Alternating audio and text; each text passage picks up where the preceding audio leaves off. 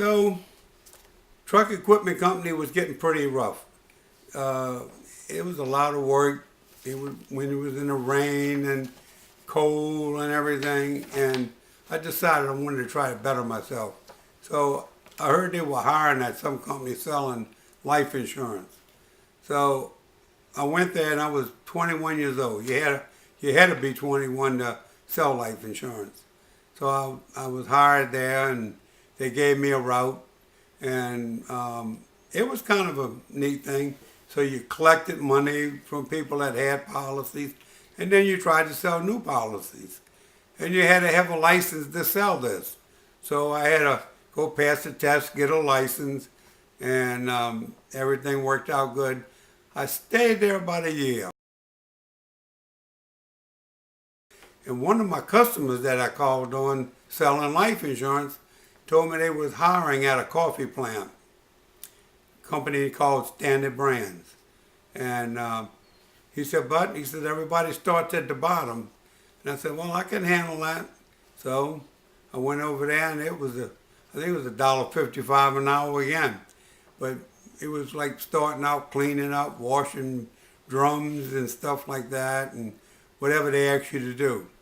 So I started out, and about a couple of months went by, and they was asking me to watch this big circuit board that all kinds of controls on it. I didn't know what the hell I was looking at, but anyway, they looked pretty important. And the guy told me which ones to watch and which ones I didn't have to worry about.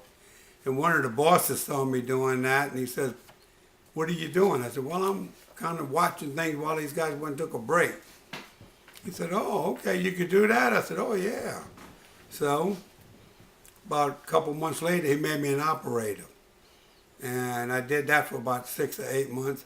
And they needed somebody in the instant coffee department. So they put me in there and made me a supervisor. And then I started getting raises and stuff. And I really, really liked it. I stayed there 8 years. And they would never, ever give me the final raise or the higher promotion because I didn't have any college education. Yet I was training all the people coming out of college to do the jobs that I wanted to do. So anyway, I told the plant manager I was going to have to leave. Then he transferred me to the freeze-dry department, and everybody in the freeze-dry department was all college-educated people, which was a joke because I was making the same money they were making, but I hated it because it was boring work. So I saw in the paper they were looking for a plant manager at RC Cola. So that was my next adventure. Well, after completing 8 years at Standard Brands, and I felt like I was just not getting ahead, so I wanted something new. I always wanted to run a plant, and I decided that I was going to be a plant manager. So I went on an interview, a company called RC Cola. They were looking for a plant manager, and they were willing to hire one for little or nothing. And I guess I was willing to go try it, just to try it. So anyway, I went over there on the interview, and they hired me. After getting on there, I had to kind of feel my way through because I didn't know a whole lot about that business. I went from instant coffee in air-conditioned, dehumidified room to all this water. They had water running down the conveyors all the time, and drinks spilling all over the place. And back then it was returnable bottles. So they had giant machines that would wash the bottles. Anyway, it gave me an opportunity to really get into something new, and I really enjoyed it. Once I got my feet on the ground, I was able to hire whoever I wanted. So I went ahead and hired my Paran. He was a painter. That was his trade. So I hired him to clean up the plant because the place looked terrible. So we started cleaning everything up, and he was painting it. So then I hired my Aunt Katie, who never had a job like that in her life, and I made her a bottle inspector. And then I hired my sister-in-law, Joan, and she worked at the plant too, and she was the bottle inspector. Anyway, it was kind of like turned into a family thing. I worked there for about a year or so, and a company came in and bought them out, Pepsi Cola. They were out of Boston. So they interviewed everybody who they was going to keep. So naturally, they were going to keep me to run the place. They had to have somebody to run it. And when I interviewed them, and they said, well, how much I was making? And when I told them how much I was making, they laughed. And I said, well, what's the problem? He said, well, first thing we're going to do, we're going to keep you, and we're going to double your pay.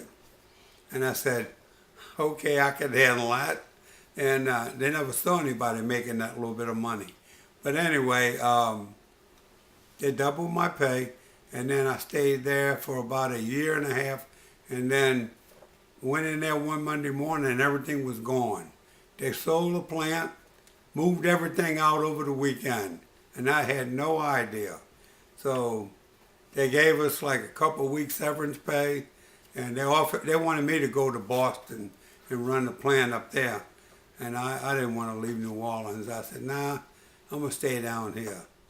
At RC Cola, we were actually running about 1 million cases a year, which back in that time was a pretty good deal.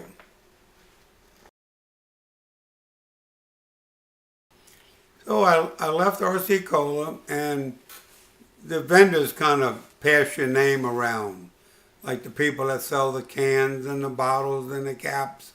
And they mentioned to this guy at Shasta who was looking for a plant manager and assistant to kind of break in. And I went over there and interviewed over there on a Friday, and he was just asking me about what I did and everything. And I told him, and he said, well, we would like to try you out, and when could you start? And I said, well, Monday. And he said, I'll see you Monday. So he hired me. I went in and started that Monday, and I went in there and asked him what to do. I said, what do you want me to do? He said, well, when you're a plant manager, he says, I said, yeah. He said, well, go plant manage. So I went out in the plant, and I didn't know what the hell I was looking at over there, because it was completely different. I went from an old rinky-dink plant to a first-class plant, and it was interesting. So I went around and introduced myself to all the supervisors, and I told them who I was. I was assistant plant manager. And anyway, that went on for 2 or 3 days. And then finally, after all of that got along, he came out and actually introduced me. So everything went a little bit smoother. And that was the time I was able to hire Walter. He was 18, and I asked him if he wanted to come over there and work in the maintenance department or something. And he said he was all excited. He came over, and it was a good opportunity to start a new life into doing maintenance work and that. And he was really good at it. And it ended up being like a lifelong job for him. I worked there for about 3 months, and they went ahead and promoted me to plant manager. And the plant manager left. He had to go open up a plant in Kansas City. So it actually gave me the opportunity to run Shasta and Kenner, Louisiana, and he left for Kansas City. During those years, they used to fly me to other different plants because we ran so well. They would send me to different plants to help organize them and maybe help improve their efficiency and different things like that. And I enjoyed that too. I stayed there for the next 5 years, and then I was offered a job at Pepsi Cola. Shasta Beverages was a great plant, and the way they tell you how good your plants were was the volume of business that you did. When I first started out there, we were doing maybe between 1 and 2 million, and by the time I left, by the end of the 5 years, we were doing over 4 million cases a year. And we made money every year that I worked there. I left to go to Miami, and when I did, the first year, they lost $100,000, and The second year after I had left, they shut the plant down. Okay. Well, this was about the year 1973, and I was offered a nice job at the Pepsi Cola Miami plant, and they told me I could bring my wife over there and look for a place to stay and everything. So Teresa flew over there, and we drove around and looked at houses, and lo and behold, she decided she didn't want to move. Now, I done left my other job, and I have this job, and I got them to hire Walter. So I had Walter and I both had a job, and he brought his wife, Debbie. So it was kind of a predicament. But anyway, I told them I wasn't going to be able to stay, but I would stay as long as they needed till they found somebody, because I sure wasn't going to leave them short.